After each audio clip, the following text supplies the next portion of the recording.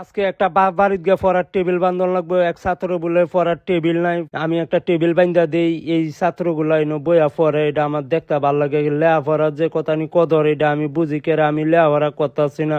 আর ছাত্ররা আপনার পরীক্ষার মধ্যে ডাব্বা মারে, এইটা শুনতেও কেমন লাগে। মা বাবা অনেক কষ্ট করে লেয়াপড়া করায় ছাত্ররা, এরপরও আপনার পরীক্ষার মধ্যে ডাব্বা মারে। মন দিয়া পড়ালেখা করবা, পড়ালেখার উপরে কোনো ওষুধ নাই।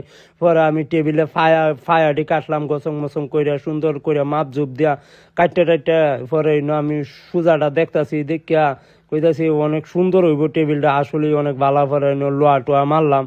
আর আপনারা একটা কথা কয়ে দিই, আপনার ছাত্ররা যারা আছেন মনোযোগ দিয়ে পড়ালেখা করবা, আর নাইলে তো যে আমার মতন মানুষের বাইক গিয়ে কামলা দেওয়ান লাগবো। আপনারা মন দিয়া পড়ালেখা করবা, এসির মধ্যে বইয়ে থেকে কালি টিয়া গনবা, মাপ যাইবো কালি টিয়া গনবা, আর নাইলে তো আমার মতন কামলা দেওয়ান লাগবো।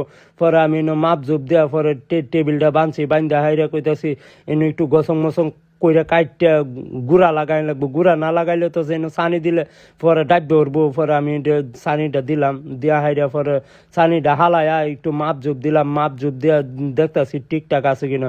পরে ঠিকঠাক আছে, পরে লোয়াটি আমি মারলাম, দাপুস দুপুস করে কতন বড় লোয়া মারলাম। পরে আপনার জুতা তৌনের লাগিয়ে ট্যাঙ্ক তৌনের লাগিয়ে তো একটা টানা না দিলে এটা কেমন হইতেছে। পরে একটা টানা দিলাম, টানা টানা দেয়া টেবিলটা একটু পরিষ্কার মরিষ্কার করে দিলাম, মুচ্ছা দিছি, অনেক ময়লা হয়ে রয়েছে।